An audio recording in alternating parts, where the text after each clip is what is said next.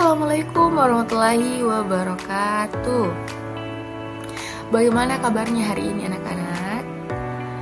Alhamdulillah, senang melihat kalian sehat dan semangat mengikuti pembelajaran hari ini. Nah, semoga semangat belajar kalian tetap terjaga ya. Sebelum memulai pembelajaran, marilah kita berdoa agar pembelajaran hari ini berjalan dengan lancar dan baik, diberikan kemudahan dalam memahami materi dan ilmu yang kita dapat bermanfaat bagi kehidupan kita sehari-hari. Berdoa dimulai. Berdoa selesai. Nah, sebelum itu, Ibu mau tes semangatnya kalian dulu. Kita ice breaking dulu. Kita tepuk semangat, oke? Tepuk semangat. Semangat. Semangat. Oke, baik anak-anak, pada hari ini kita akan belajar materi mata pelajaran IPAS dengan materi yang sangat dekat dengan kehidupan kita sehari-hari, yaitu tentang larutan dan sifatnya. Nah, anak-anak mungkin sering melihat atau menggunakan berbagai jenis larutan di rumah seperti teh manis, sirup, air garam, sabun, bahkan minuman bersoda. Namun, apakah kalian tahu bahwa setiap larutan memiliki sifat yang berbeda-beda? Nah, hari ini kita akan mempelajari apa itu larutan, komponen-komponennya, serta sifat-sifat larutan seperti asam, basa, dan juga netral. Nah, sebelum masuk ke materi, Ibu ingin bertanya terlebih dahulu, siapa di sini yang pernah membuat teh manis sendiri di rumah?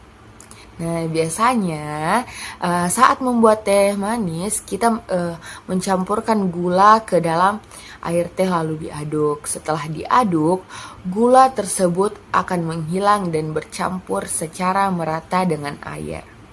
Nah, sekarang coba bayangkan, jika kita memasukkan pasir ke dalam air lalu diaduk, apakah pasir akan bercampur seperti gula? Tentu tidak ya, pasir tidak dapat larut sempurna di dalam air dan akan mengendap di dasar gelas. Dari contoh tersebut, kita bisa mengetahui bahwa tidak semua benda memiliki kemampuan yang sama saat dicampurkan dengan air. Ada benda yang dapat larut, ada juga yang tidak dapat larut. Hal inilah yang akan kita pelajari hari ini. Nah, adapun tujuan pembelajaran kita hari ini adalah menjelaskan pengertian larutan, mengetahui komponen-komponen larutan, membedakan larutan asam, basa, dan juga netral. Kemudian mengetahui contoh larutan dalam kehidupan sehari-hari, memahami manfaat indikator alami dalam mengenali sifat larutan. Dengan mempelajari materi ini, diharapkan kalian dapat lebih memahami berbagai jenis-jenis campuran yang ada di sekitar kita. Nah, kita masuk materi inti, pengertian larutan.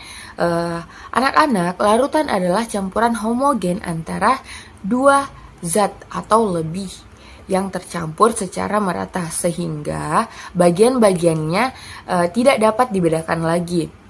Kata homogen berarti campuran tersebut terlihat menyatu secara sempurna. Contohnya ada air gula, air garam, sirup, teh manis.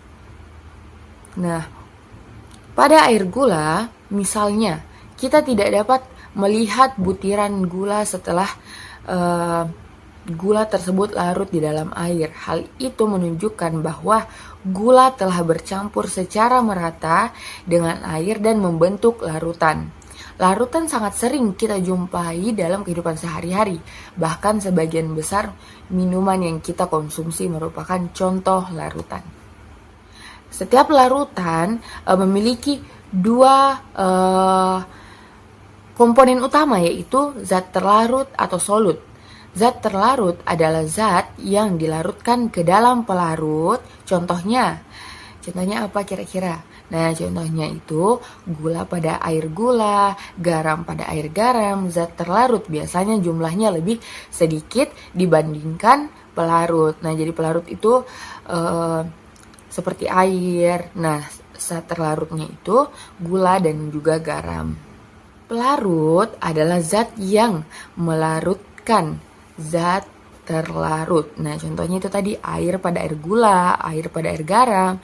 Pada kehidupan sehari-hari, air sering digunakan sebagai pelarut karena sering digunakan sebagai pelarut karena banyak zat yang dapat larut di dalam air. Jadi anak-anak, jika kita membuat air gula, gula disebut zat terlarut, air disebut pelarut.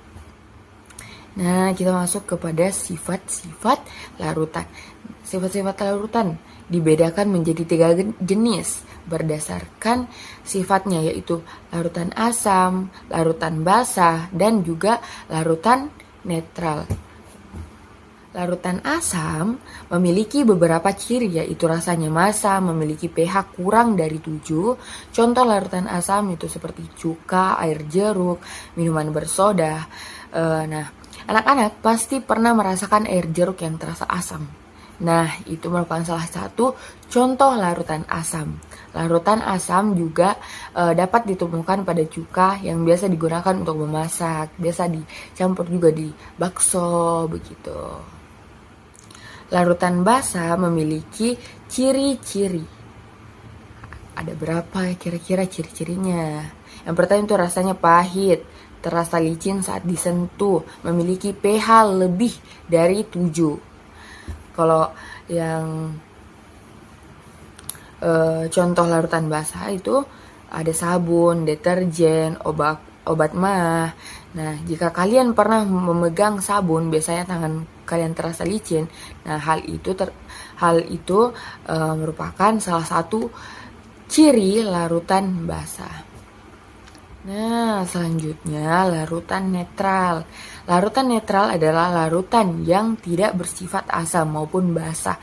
Nah, ciri-cirinya itu tidak asam, tidak basah, memiliki pH sama dengan 7. Contohnya itu seperti air murni, larutan garam di dapur. Larutan netral biasanya tidak mengubah warna indikator tertentu. Nah, anak-anak, untuk mengetahui apakah larutan bersifat asam, basah, atau netral, kita dapat menggunakan indikator. Indikator adalah zat yang dapat berubah warna ketika dicampurkan dengan larutan tertentu. Ada indikator buatan dan indikator alami. Contohnya indikator alami itu kubis ungu, kunyit, bunga telang. Kubis ungu dapat menunjukkan perubahan warna yang berbeda-beda. Nah, pada larutan asam berubah menjadi merah muda. Pada larutan netral tetap berwarna ungu. Nah, pada larutan basah berubah menjadi warna hijau. Nah, karena itu kubis ungu sering digunakan untuk membantu mengenali sifat-sifat larutan. Mungkin di sini ada yang bertanya, apa sih manfaat mempelajari larutan?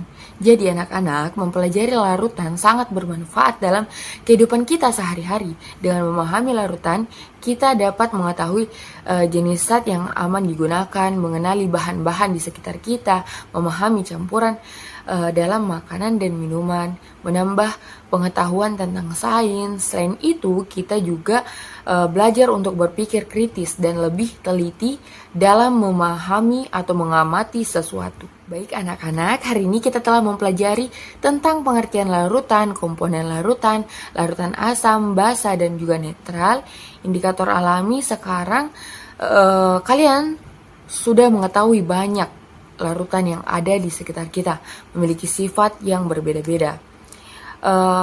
Ibu harap setelah pembelajaran ini kalian dapat lebih memperhatikan berbagai jenis campuran yang ada di rumah maupun di lingkungan sekitar kita.